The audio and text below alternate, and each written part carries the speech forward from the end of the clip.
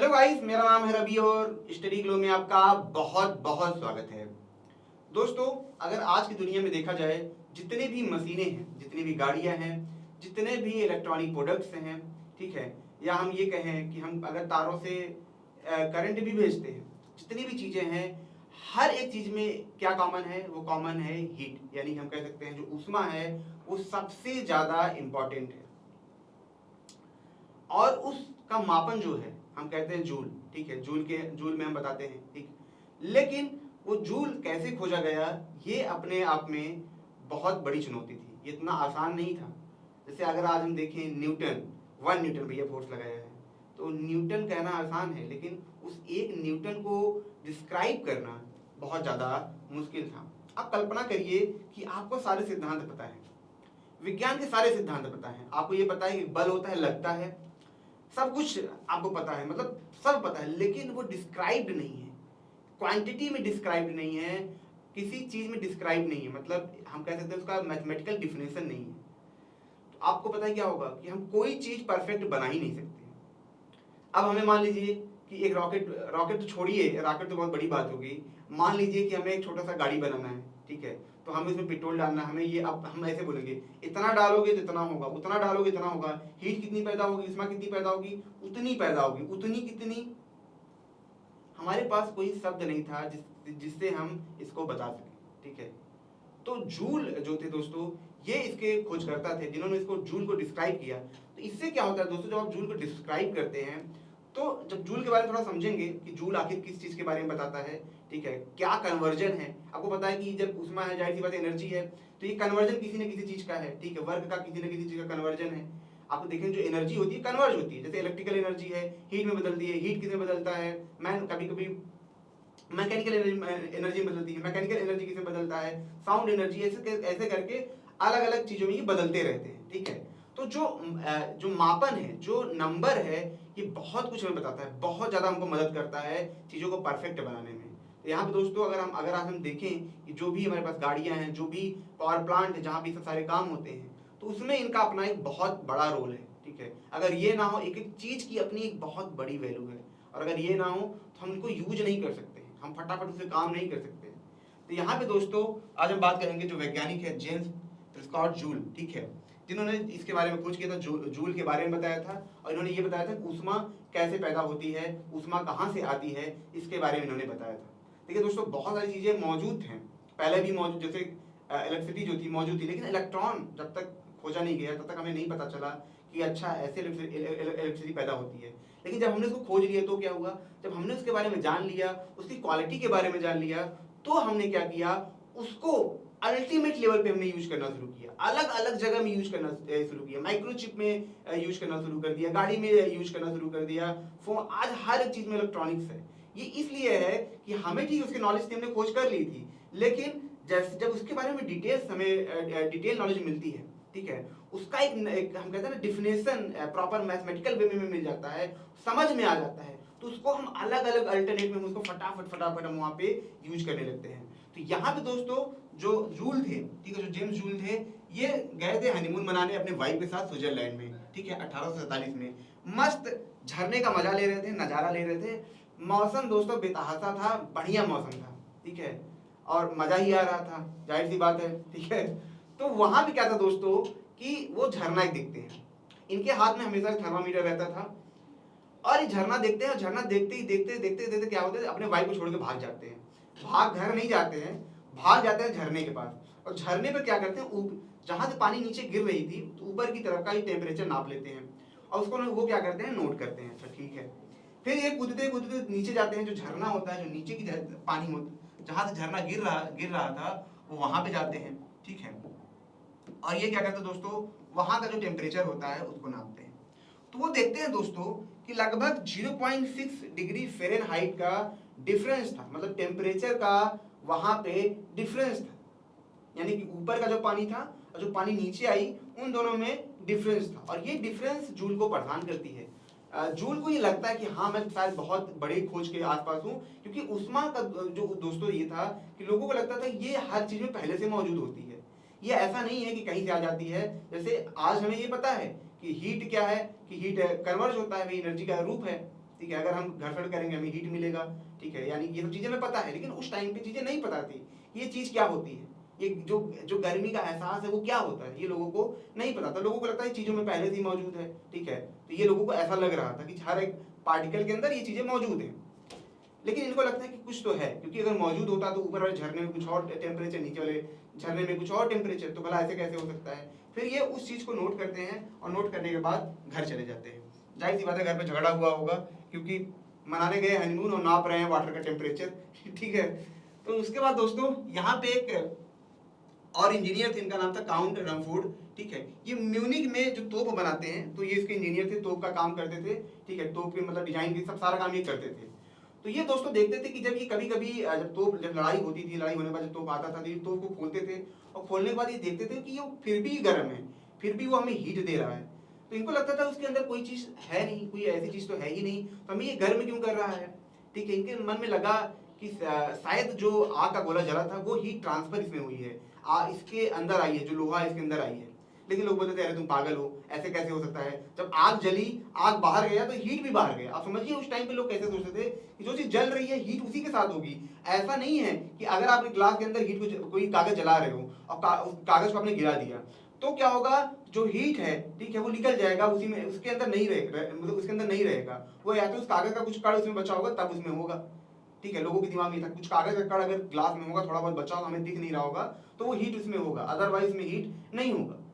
लेकिन जो जो यहाँ पे काउंट थे दोस्तों, ये सोचते हैं कि नहीं ऐसा कुछ नहीं, तो ये क्या करते हैं कि दो जो वहां पे तोप होते हैं, दोनों तोप के टुकड़ों को जहां से हीट आती है जब वो जलने के बाद, ठीक, पाइप से उनको तोड़ते हैं, और एक पाइप का जो टुकड़ा लेते हैं, दूसरे पाइप को दोनों को कम ज्यादा करते हैं, थोड़ा कम होता है ज्यादा होता है, और दोनों को लेके जाते हैं यहाँ पे बाउल होता है, उन बाउल में ही डाल देते हैं, ठीक है। एक में ज्यादा टुकड़ा होता है, एक में कम टुकड़ा होता है, और उसके बाद वो उसको नापते हैं। तो देखते हैं दोस्तों जिसमें कम टुकड़ा था उसमें कम हीट था, पानी का टेम्परेचर बदल गया था थोड़ा सा, जिसमें ज्यादा टुकड़ा डाला था उसका टेम्परेचर ज्यादा वहां पे बदल गया था। उन्होंने इसको देखा, उसको काउंट भी किया, और उसके बाद इनको लगा कि जो हीट है वो सिर्फ एक चीज में नहीं है, वो जो हीट थी वो किस में आया, लोहे में आया, और वो जो हीट थी, ठीक है, जो लोहे में आया था, जब मैंने उसको पानी में डाला तो वही हीट ट्रांसफर हो गई पानी में, और उसने क्या किया, पानी का टेम्परेचर बदल दिया। यानी कि काउंट को पहली बार ये पता चला, ठीक है। हमारे लिए, आपके लिए दोस्तों ऐसा लगता है बहुत आसान है, लेकिन उस टाइम पर कल्पना करिए कि जिस टाइम पे खोज हुई ही नहीं है, आपके पास कोई थ्योरी नहीं है, लोग साइंस की दुनिया में कदम बस रख रहे हैं, मैथमेटिक्स की खोज हो रही है, थोड़ी थोड़ी खोज हो रही है। आप समझिए उस टाइम पे ये सब करना अपने में बहुत बड़ी बात थी। अगर आज के टाइम में जैसा आप कहते हैं ना कि बड़ी बड़ी खोजें की जाती है साइंस में, उस टाइम पे अपने आप में बहुत बड़ी बड़ी खोजें थी, ठीक है। तो इन्होंने देखा कि जो उष्मा है जिसके बारे में हम बात करते हैं वो सिर्फ एक चीज में नहीं है, वो जब आग का गोला लगता है तो वो ट्रांसफर लोहे में होता है, और लोहे को अगर हमने पानी में डाला तो पानी के अंदर भी उष्मा है। तो इनको ही समझ में आ जाता है भैया ये एक से दूसरे में चीजें में ये जाता है, ठीक है। और उसके बाद कल आती है एंट्री हेम्पी डेवी की। हेम्पी डेवी भैया कमाल के थे, इन्होंने कमाल कर दिया था। इन्होंने मतलब एक, अभी तक क्या था, लोगों को लगता था कि आग जलती है, आग से ही उष्मा आती है, लोगों को ये था दिमाग में, आग उष्मा। लेकिन हेम्पी कमाल कर देते हैं। हेम्पी कहते हैं कि मैं बर्फ के टुकड़े को जब मैं आग से जलाता हूँ, गर्म करता हूँ, यानी कि मैंने उसको उष्मा दी या आग दिया, तब तो पिघल रहा है, ठीक है, कोई बात नहीं, लेकिन इस बर्फ के टुकड़े को मैं ऐसे पिघलाता हूँ। सब बोलते हैं कैसे, तो जाते हैं, वो कहते हैं कि दो पत्थर का टुकड़ा लेते उसको रगड़ते हैं, और रगड़ने के बाद वो क्या होता है, पिघल जाता है। तो कहते देखो मैंने पिघला दिया, देखो देखो, तो लोग बोलते हैं अरे तुम पागल हो, जो उष्मा थी वो आसपास मौजूद है, वो उसमें घुस गई होगी, ठीक है, तो तुमने उसको रगड़ा, उस जगह में घुस गई होगी, उसके बाद वो पिघल गया। तो हेम्पी परेशान होते हैं, आए ये कैसे हो सकता है। तो हेम्पी कहते हैं ठीक है, अच्छा वो यहाँ मौजूद था, एयर में, हवा में मौजूद था ना, चलो मैं दूसरा एक्सपेरिमेंट करता हूँ। तो जो हेम्पी होते दोस्तों, वो जाते हैं, लेते हैं वैक्यूम, या बॉक्स दे रहे हैं, वैक्यूम की तरह से बॉक्स था, इसके अंदर हवा उन्होंने निकाल दिया है, ठीक है। और इन्होंने क्या किया, दो बर्फ के टुकड़े यहाँ पे लिए, ठीक है, दो बर्फ टुकड़ों को यहाँ पे क्या किया उन्होंने दोस्तों, सटा दिया। अब एक को ये इस तरफ घुमा रहे हैं, दूसरे को वो उस तरफ घुमा रहे हैं, यानी कि दोनों एक दूसरे के अपोजिट घूम रहे हैं। अब यहाँ पे सरफेस है, तो लोगों को कहना है कि अब अंदर तो उष्मा है नहीं, तो जाहिर सी बात है जब इसको रगड़ोगे तो पिघलेगा नहीं, ठीक है, तुम बेवकूफ हो। लेकिन हम भी कहते हैं मैं तो पिघला के ही रहूंगा, देखो मैं क्या करता हूँ। तो इन्होंने इसको क्या किया, रोटेट करना शुरू किया, और वैक्यूम के अंदर इन्होंने देखा कि जिस पाइप से रोटेट कर रहे थे वैक्यूम के अंदर, ये क्या होता है, पिघल के पानी में बदल जाता है। यहाँ पे दोस्तों यहीं से पूरा खेल बदलता है जो जूल का, ठीक है, सारा खेल यहाँ पे बदल जाता है। जो हम जूल की खोज की बात कर रहे हैं, यहां से समझ में आता है कि बाहरी बल लगाने से, बाहरी हरकत करने से जो बर्फ है वो पिघल रहा है, यानी कि ऊष्मा जो पैदा हो रही है वो बाहरी फैक्टर की वजह से पैदा हो रही है। यानी कि बाहर से कुछ हम छेड़खानी करते हैं, दबाव डालते हैं, बल लगाते हैं, तो हमें ये पैदा होते हुए मिलती है। तो यहाँ में हम्पी ने सारा काम कर दिया था, भैया फोर्स को जब लगाते हैं, जब बल को लगाते हैं, वो ऊर्जा में कन्वर्ट होती है, ठीक है। तो हम मतलब हम्पी ये कह रहे थे कि जो बल है, जो हम फोर्स लगा रहे हैं, वही ऊष्मा है। तो यहाँ पे सारी चीजें उन्होंने कर दिया था। सेम हम्पी के साथ भी कहानी यही है। हम्पी ने हम्पी में बोलो, नाम हम्पी है, तो हम्पी जो थे उन्होंने लगभग चीजों को बता दिया था। बात होती है अब डिफिनेशन की, डिस्क्रिप्शन की, यानी कि इसको डिफाइन करने की। वन वर्ड में इसको डिफाइन कर दिया जाए, जो ऊष्मा है वो क्या है, उसको नंबर में डिफाइन कर दिया जाए वो क्या है, ठीक है। तो ये था यहाँ पे दोस्तों, और यही काम करते हैं यहाँ पे जो जूल होते हैं वो करते हैं, क्योंकि जूल अपने रिसर्च में लगे थे, अपनी खोज में लगे थे। जूल यहाँ पे था उस टाइम पे दोस्तों, जेम्स वाट जिन्होंने यहाँ पे भाप इंजन बनाया था, उन्होंने खोज कर दी थी। तो यहाँ पे जूल सोच रहे थे कुछ ऐसा बनाए कि जो जेम्स वाट को फेल कर दे, कुछ इलेक्ट्रिक इंजन बनाते हैं, कुछ ऐसा कुछ करते हैं। तो उसकी खोज में लगे थे, लेकिन उस दौरान वो सफल नहीं हो पाए। तो यहाँ पे दोस्तों क्या हुआ कि उन्होंने एक चीज देखी कि जो तार है, अगर ये डायनमो है, ठीक है, आप समझिए डायनमो को मैं जब घुमाता हूँ, इन्होंने डायनमो को बल लगाया, तो तार के अंदर क्या था दोस्तों, करंट पैदा हो रहा था। तो यहाँ पे जब थर्मामीटर से नापते थे तो देखते थे कि जब यहाँ पे मैं बल लगाता हूँ तो यहाँ पे टेम्परेचर बढ़ता है, यानी कि तार में टेम्परेचर बढ़ रहा था सिर्फ बल की वजह से, ठीक है। तो यहाँ पे दोस्तों इनको एक बात और समझ में आती है कि इसकी वजह से भी हीट यहाँ पे पैदा होती है। तो इनको समझ में आया कि बल लगाने से हीट पैदा होती है, लेकिन कितना बल लगाने से हमें कितनी हीट मिलती है, ठीक है, ये जानना था। तो इसके बाद दोस्तों जो जूल थे वो एक्सपेरिमेंट करते हैं। एक्सपेरिमेंट किसमें करते हैं, एक्सपेरिमेंट के लिए दोस्तों यहाँ पे ये क्या करते हैं, लैब बनाते हैं, एक तरीके से मशीन बनाते हैं। तो आप सोचेंगे मशीन है, ये तो समझ में नहीं आ रहा है, आप उसे भूल जाइए, ये नंबर भूल जाइए, कोई अच्छा इमेज मिल नहीं रहा था तो आप भूल जाइए, मैं इसको आपको आसान भाषा में समझा देता हूँ। ये क्या है, आपने माठा मथते हुए देखा होगा, ठीक है, माथा मथा जाता है, आपने देखा है ना, लकड़ी से माठा मथते हैं।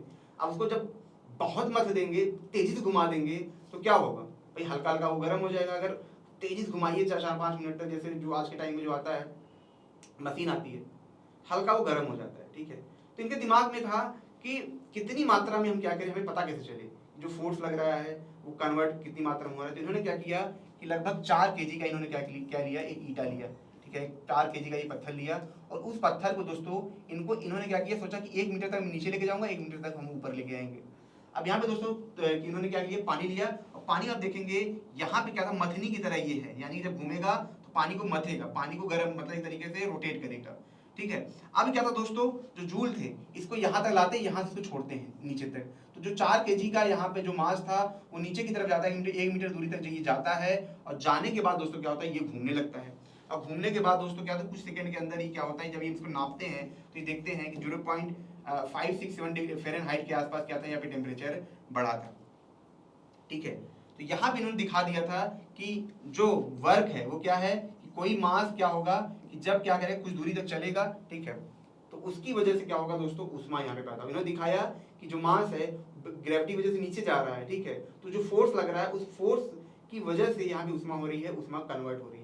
तो दोस्तों यहाँ पे इन्होंने क्या किया कि जो जूल था, इन्होंने जूल को यहाँ पे डिफाइन किया, ठीक है, जूल को इन्होंने इसको यहाँ पे बताया कि जूल क्या होता है, कितने जो मास होता है 1 मीटर तक जब वो चलेगा, ठीक है, उसके बाद हमें जो ऊष्मा मिलेगी, जो 1 डिग्री सेल्सियस का जो टेम्परेचर चेंज होगा वो इतना मास होगा, जब इतनी दूरी तक चलेगा तो तब जाके हमें इतना डिग्री सेल्सियस हमें चेंज मिलेगा। यानी कि इन्होंने एक ऐसी चीज दे दी थी जिसकी वजह से अगर हमें किसी चीज का टेम्परेचर बढ़ाना है तो हमें उतना ही वर्क वहां पे करना होगा। यानी कि हम किसी चीज के अंदर हम जितनी मात्रा में चाहे उतनी मात्रा में हम हीट पैदा कर सकते हैं, लिमिटेड मात्रा में काम करके, लिमिटेड मात्रा में उसे बल देके, ठीक है। यानी कि अगर हमें किसी चीज, पानी के अंदर टेम्परेचर हमें 15 डिग्री सेल्सियस बढ़ाना है, 100 डिग्री सेल्सियस बढ़ाना है, तो हमें कितनी मात्रा में काम करना होगा, ये सारा कुछ एक डिस्क्रिप्शन में यहाँ पे मिल गया। और इसी वजह से दोस्तों बहुत ज़्यादा मदद मिली आने वाले वक्त में, जो मशीनें थी इन सब चीज़ों में बहुत ज़्यादा यहाँ पे मदद मिली, उनकी एफिशिएंसी को बढ़ाने में, इन सब में यहाँ पे बहुत ज़्यादा यहाँ पे मदद मिली। और जब किसी जैसे आप देखेंगे तो पिस्टन जो होता है, पिस्टन में देखेंगे कि हीट कन्वर्ट होता है, जब इसमें हीट बहुत होती है, वो सारा कुछ जो है, जो साइंस है, कहीं ना कहीं इनका इसमें बहुत बड़ा एक रोल है।